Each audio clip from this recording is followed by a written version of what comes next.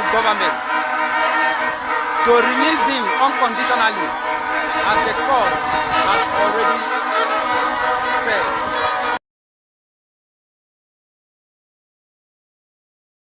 Well, the ruling is simply requires Mazi Nnamdi Kanu, the defendant, to enter his defense. It's not a pronunciation of guilt or not guilty. So that is why it's called a no-case submission. So the judge made a ruling that there's a prima facie evidence that needs to be explained. So in common parlance, it calls on him to come and mount his own defense. But there is the other aspect of the ruling that concerned extraordinary rendition. That very one is one that compounded us, because the extraordinary rendition of Mazi Nnamdi Kanu is so open and notorious. Two international institutions or two separate panels of the United Nations have made pronouncements regarding his extraordinary rendition and called for his unconditional release. Nigeria is a member of the United Nations and therefore bound to consider that and implement that decision. And in Nigeria here, 3 courts have made similar pronouncements. First was by the Federal High Court of Umuahia, which awarded him 500 million naira. And the Court of Appeal also pronounced that he was a victim of extraordinary rendition. And in the Supreme Court, the same Supreme Court that sent this case back to trial, reached the same conclusion, that he was a victim of extraordinary rendition. And all these things are of the record. They are all in the file. And we remember when this trial was being conducted, these very documents were tendered in evidence.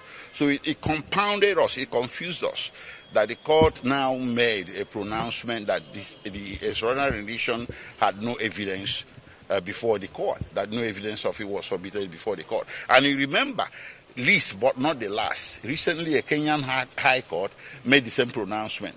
But well, if the court was misled by believing by mistake that these things were not in the evidence, it also said and left the door open that such evidence be submitted. So we are coming back with that evidence, and it's going to be quantum and legion. So what about the first application on the enemy? Well, that one too, it wasn't in evidence that the Nigerian Medical Association has intervened. So it came as a surprise. Well, there's a short date given of 8 days for the NMA to submit its report. So somebody is ill, you know, I don't think NIA is going to change much of that. But I think the judge wanted to leave the record open to admit every possible evidence regarding this matter. But meantime, we are disappointed. Our client remains ill and remains detained. And we're not happy about that. His situation requires urgent and emergent care. So whatever the court says today does not mean that the government shall withdraw back. Just 2 days ago, I wrote a letter. A private hospital has also expressed readiness to admit him here in Abuja. For security reasons, I won't mention the name of the private hospital. But the government, if the government appears to have issues with taking him to the national hospital, we have given them an option of a private hospital also here in Abuja. So it's safe to say that the application to be transferred to the national hospital was rejected? No. Rejected? No, it's pending. Yes. One other information. It hasn't been rejected. It's pending. It's pending the admission of this report from the Nigerian Medical Association and the opinion of the Nigerian Medical Association. And you know, if you were in court, the judge had ordered that the committee or panel to be considered by the Nigerian Medical Association shall have a member from the National Hospital. So National Hospital is still in play. This is the full gist of what happened in court today about the case of Nnamdi Kanu being today of 26th of September 2025. Make una listen as court deny Nnamdi Kanu everything. I am the primary representative of Mazi Nnamdi Kanu. We are very disappointed in the ruling of the court today, where especially the court took a position that the extraordinary rendition was not going to be part of the consideration today. But he, however, to be fair to him, said if we can prove that there were extraordinary rendition, then that would change his consideration. So we are coming back. I've been assured by the lawyers that they are coming back to show that proof. One, the issue of jurisdiction. We will now know whether this court has jurisdiction or not. That's number one. Then number two, there seems, I keep saying it, there seems to be two sets of rules. in this country. One for the Igbo man and the other one for every other Nigerian. Where every other Nigerian gets a reprieve, the Igbo man would not get a reprieve. You look at even the issue of the health situation of our brother. There have been many circumstances where people have been given opportunities to go and seek medical care, yet Nnamdi Kanu is denied. Even the president, at every consideration, the president goes overseas to take care of himself. He doesn't even subject himself to Nigerian medical attention. So it is very wrong for them to deny Nnamdi, who the doctors have laid clear evidences that he's having insufficiencies, organ insufficiencies. And what is the government waiting for? For him to die? Oh my God. And then the circumstances will now be brought up again? So, but for the Igbos, I'm more disappointed with the Igbos. The political leadership of the Igbo land, the spiritual and otherwise concerned, are keeping quiet, extraordinarily quiet, on the issue of Nnamdi Kanu. Especially when it is shown that when it concerns to others, especially in the north, the government is negotiating with terrorists, non-terrorists, dressed up with guns and various ammunition, and yet they have not proved that Nnamdi Kanu is a terrorist. So it is up for Igbos to now rise up to ensure that we come in total defense of our brother and ensure that, especially in the administration of criminal justice, that he is not being marginalized. So Igbos should rise up for once and to say that all the spectacle, that enough is enough. Excuse me. Nigerian Medical Council, now listen. The Nigerian Medical Council, you people examined Nnamdi Kanu on, that was 3 days ago. Yes. And the report will have it where you people said that the report given by IAJ did not even capture the entire health condition of Nnamdi Kanu. You discovered more.